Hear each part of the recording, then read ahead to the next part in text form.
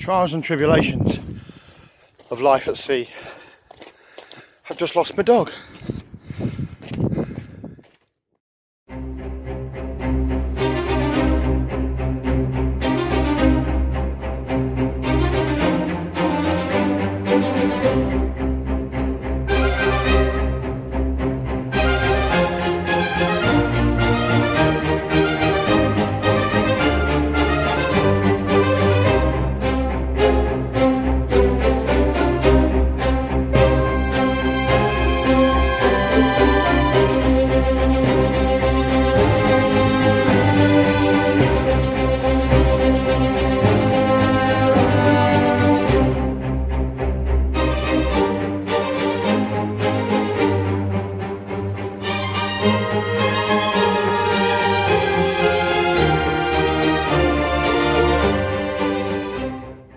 Right, well, the story goes, it begins when I had my dinghy run into by some people on a boat. I think it was on a previous video, and they smashed the front of the dinghy up. And when they replaced it, they said, oh look, let us put an eye in the front of your boat for you. And so anyway, I got everything back eventually, and sure enough the front was all fixed, and it was all right. It hadn't quite done it as it was, but it was okay. The bits of wood they'd replaced fell off quite quickly, broke up. I don't think it was very good quality Iroko, but I wasn't bothered. I got the dinghy back, and come to get onto the dinghy to get to work, and this morning, this afternoon, and it had gone. And I looked out, and I could see it in the distance. It was really quite blowy. I could see it in the distance, and just pick it out. So I thought, right, okay, I'm going to have to fix my, pump up my dinghy. And so I did, pumped up my dinghy and my spare one, got it all out and pumped it all up, got all the oars on it, put that in the water and set off to recover my big dinghy. So the thing is, I knew that although I wouldn't normally have gone out in a little rubber dinghy in such winds, the wind was going to blow me to the big dinghy, and the big dinghy, which is my rowing dinghy, has got some good oars on it, and it's excellent for rowing even in rough weather. So I knew I'd be able to row the lightweight dinghy back again. Anyway, I got out there. By the time I got out there, there was a ferry boat there, having a look to see if there's any dead bodies, I think. And Tiz was on board with me with a life jacket on. I had my life jacket on, and I got the phone with me just in case anything happened. And so anyway, we said thank you very much to the ferry people, and they went on their way. And then I realised that one of the oars was missing, so I've lost an oar, which meant that I couldn't row back, so I wasn't going to get back to my boat. So not against that wind, not in that little dinghy, and towing a big dinghy. So I found out that the reason the dinghy had actually broken free was because the guys that had fixed the eye on there, the boat builders, had put the eye bolt through the front of the boat and secured it with a single nut. Not a locking nut, not two nuts not locked together, but a single nut, which, as anybody will know, with bouncing around and stuff like that, is bound to come loose, unthread itself, and you lose your boat. So why on earth they've done that, I have no idea. That's all I found it inside the dinghy, and there's no other nuts in there, so that's all that must have been on there. It's just come undone, which is rubbish. So anyway, just before I picked up the dinghy, as usual, Toobs wanted to get ashore. She likes to have a run round, and normally she'll just swim ashore, jump out the boat, swim ashore, and weren't far off the beach. I knew it was, I could keep an eye on her. I knew if we were in the wind was blowing her onto the beach anyway. It wasn't that rough. So anyway,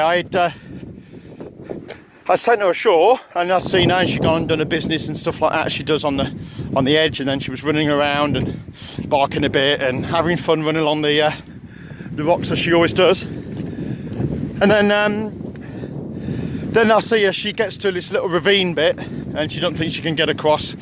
So she goes back, keeping an eye on her, and she goes up and runs along the path up at the top.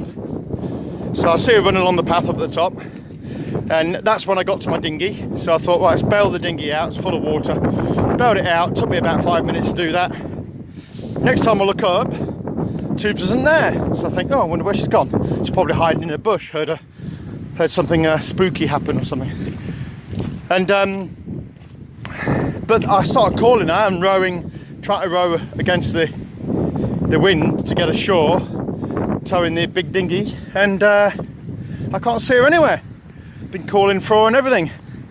Eventually a lovely lady called Lee, who was running with her dog, heard me calling and said, are you okay? So she was obviously worried, and I went in a bit closer and I explained to her that I'd lost my dog, and so she ran all the way to Myla. Now I knew that Myla's the opposite way to my boat, but I knew that there was no way I was going to row against that wind with that little dinghy.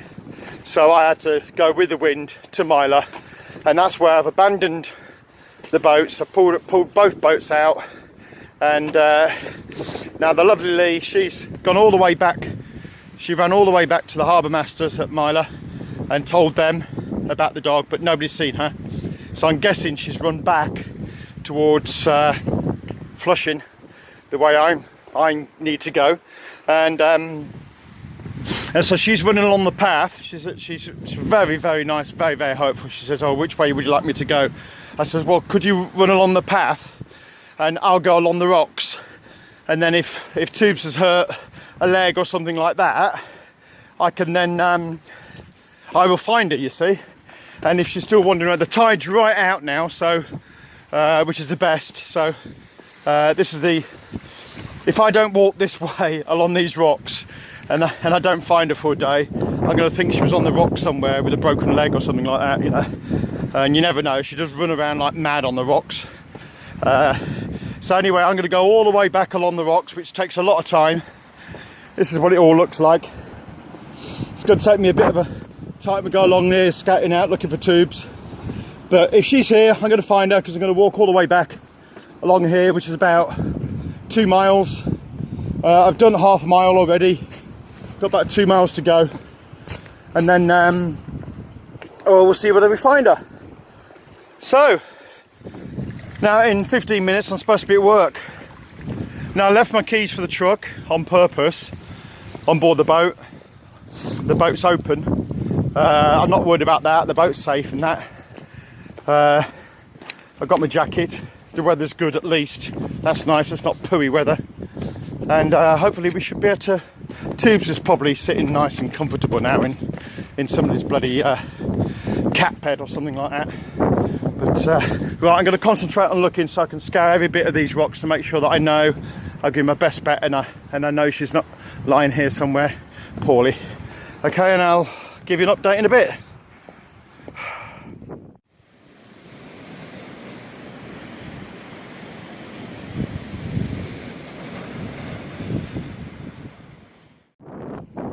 Toobs!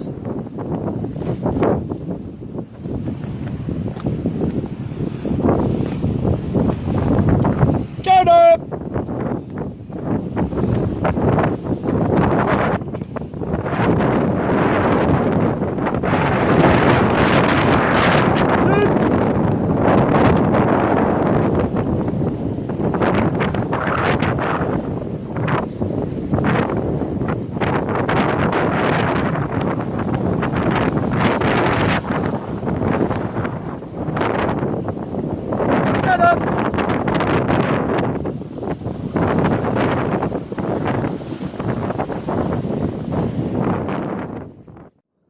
Toobs!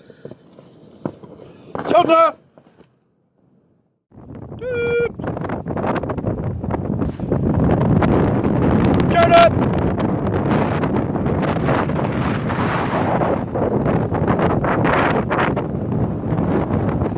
Jonah!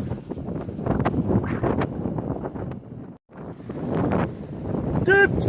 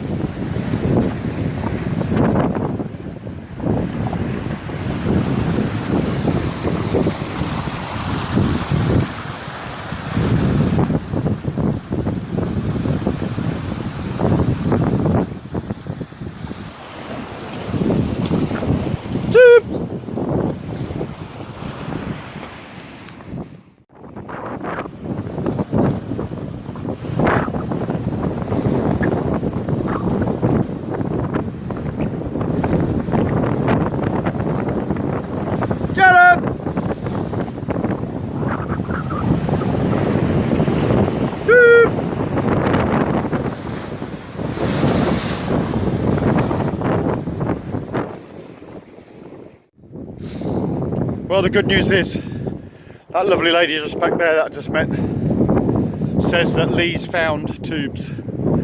So Jonah's now safely sitting on the beach, apparently opposite the boat, and Lee tried to take her home and she wouldn't go, and she was just sitting on the beach, so she's staying on the beach with her. So I'm now going to go down and recover her, and I think she should be a little bit happy. So thankfully she's safe. Look at that, and the sun's coming out. Brilliant.